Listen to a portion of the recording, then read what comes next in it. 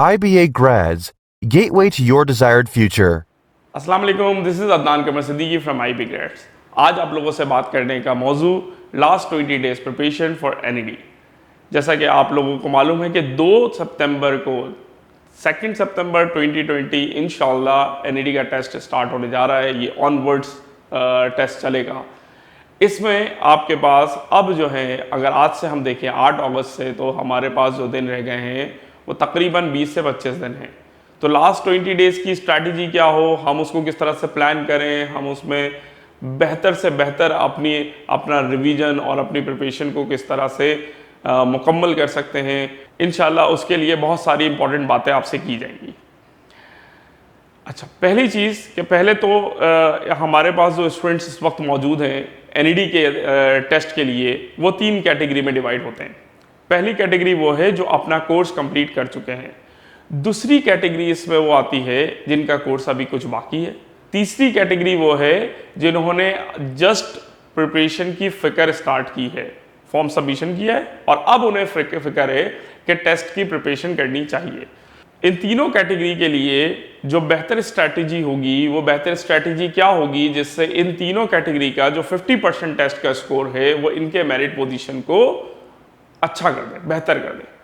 ठीक है, तो पहली बात उन तमाम स्टूडेंट्स के लिए जिनका कोर्स कंप्लीट हो गया है, तो बेटा बहुत मुबारक हो आपको कि आपका कोर्स कंप्लीट हुआ, टाइम पर कंप्लीट हुआ, क्योंकि आपने टाइम पर फिक्र की इसलिए आपका कोर्स टाइम पर कंप्लीट हुआ। लेकिन अगर ये 20 दिन और 25 दिन आपने एक अच्छी मंसूबा साजी के साथ, एक अच्छी प्लानिंग के साथ नहीं गुजारे, तो वो जो प्रिपरेशन आपने की है, मेहनत की है, वो रिजल्ट नहीं दे पाएगी जो रिजल्ट आपका होना चाहिए।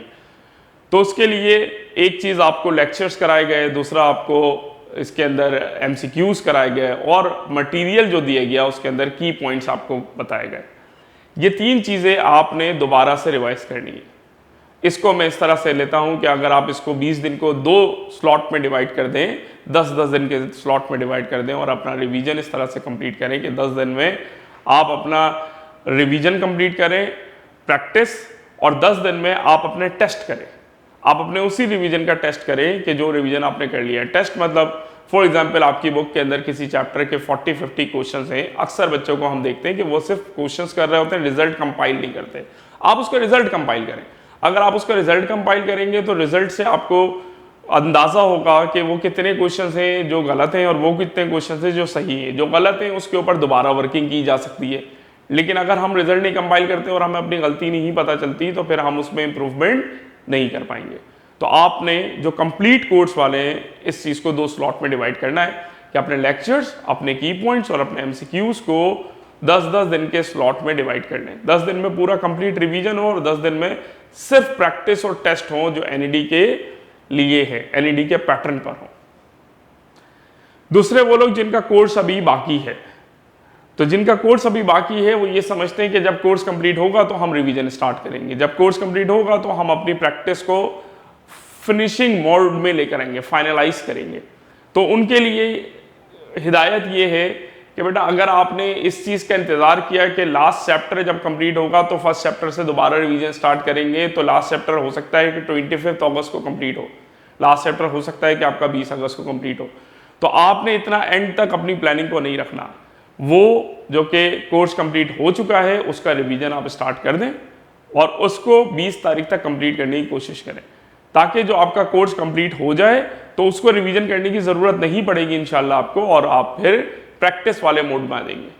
तो 10 दिन आपके पास भी होंगे कि 10 दिन में आप भी फाइनल प्रैक्टिस कर और NED के पैटर्न पर ग्रैंड टेस्ट देकर अपने स्कोर को इम्प्रूव कर सकते हैं। तीसरी कैटेगरी आती है हमारे पास जिन्होंने अभी तक कुछ नहीं किया। तो जिन लोगों ने अभी तक कुछ नहीं किया उनके लिए ख़ास हिदायत ये है कि आपके पास एक तो अच्छा मटीरियल होना चाहिए इस वक्त। उस मटेरियल में की पॉइंट्स और MCQs। आपने बहुत ज़्यादा स्टडी नहीं करनी, क्योंकि अब आपके पास वो टाइम नहीं है कि आप रीडिंग बहुत ज़्यादा कर सकें। आपका ज़्यादा से ज़्यादा टाइम कहाँ गुजरना चाहिए? प्रैक्टिस में। जिस तरह 2 कैटेगरी के लिए मैंने आपको बताया है कि 2 कैटेगरी जो कि कंप्लीट कोर्स और इनकम्प्लीट कोर्स वाली थी, उनको हमने प्रैक्टिस के लिए आखिर के 10 दिन दिए। तो आपने आज से ही प्रैक्टिस स्टार्ट करनी है। अब आपके पास टाइम नहीं है। चैप्टर के की पॉइंट्स पढ़ें, उसके MCQs करें। अब आपके एमसीक्यूज की फ्रीक्वेंसी ज़्यादा होनी चाहिए। वो लोग जो कि एक दफ़ा कर रहे थे, आपने इसको 4 से 5 दफ़ा करना होगा। तो अगर आप ये काम करते हैं तो इंशाल्लाह आप भी उसी कैटेगरी में आने की पोजीशन में होंगे जिस कैटेगरी में उन लोगों ने पहले से, यानी जून जुलाई, बल्कि इससे भी पहले कुछ बच्चों ने प्रिपरेशन स्टार्ट कर दी थी।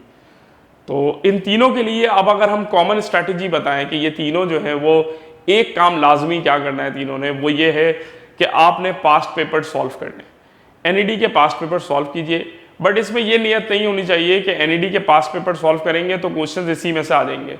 एनईडी में टेस्ट आसान होता है, जो एक्सपीरियंस, जो तजर्बा हमारा है पिछले सालों को लेकर, उससे यही पता चलता है कि कंपैरेटिवली एनईडी का टेस्ट मुख्तलिफ यूनिवर्सिटी, इंजीनियरिंग यूनिवर्सिटी से आसान होता है, लेकिन डिफरेंट होता है।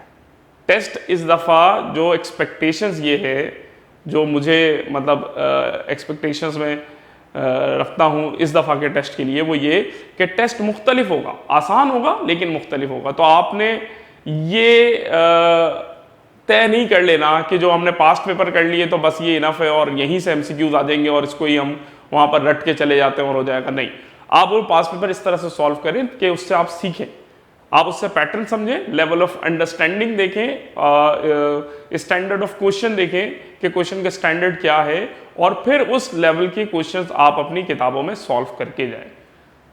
तो ये काम करने से इंशाल्लाह आपके स्कोर में इम्प्रूवमेंट आएगी। हम अपने इदारे में IB ग्रेड्स में वर्कशॉप की एक हमने तरतीब बनाई है। 10 अगस्त से इंशाल्लाह हम वर्कशॉप स्टार्ट कर रहे हैं। तो 10 अगस्त से इस वर्कशॉप में हम पास्ट पेपर कराएंगे और कोशिश होगी कि हम गाइडलाइंस देते जाएं, साथ साथ जितना हमारे पास टाइम होगा उसमें हम गाइडलाइंस भी देते जाएं कि लास्ट मोमेंट पे आप किस तरह से तैयारी और बेहतर कर सकते हैं। और इसमें फिर हम ग्रैंड टेस्ट की तरतीब भी बना रहे हैं कि ग्रैंड टेस्ट भी आपसे लेंगे, ताकि ग्रैंड टेस्ट आप एनईडी के पैटर्न पे देंगे तो आपको पता चलेगा कि आप कहाँ स्टैंड करते हैं, कितना स्कोर अभी आ रहा है और मज़ीद कितना इम्प्रूवमेंट आप कर सकते हैं। तो ये कुछ बातें थी जो लास्ट 20 डेज़ के लिए आपके लिए बहुत अहम है। आखिरी दिन, पेपर वाले दिन क्या चीज़ें होती हैं, किन चीज़ों का आपने ख्याल रखना है, इंशाल्लाह उसके लिए हम अपने फेसबुक पेज पर और यूट्यूब पर चीज़ें अपलोड करते रहेंगे। तो उसके लिए ज़रूर हमारे साथ रहिएगा। जज़ाकल्लाह खैर। अस्सलाम वालेकुम।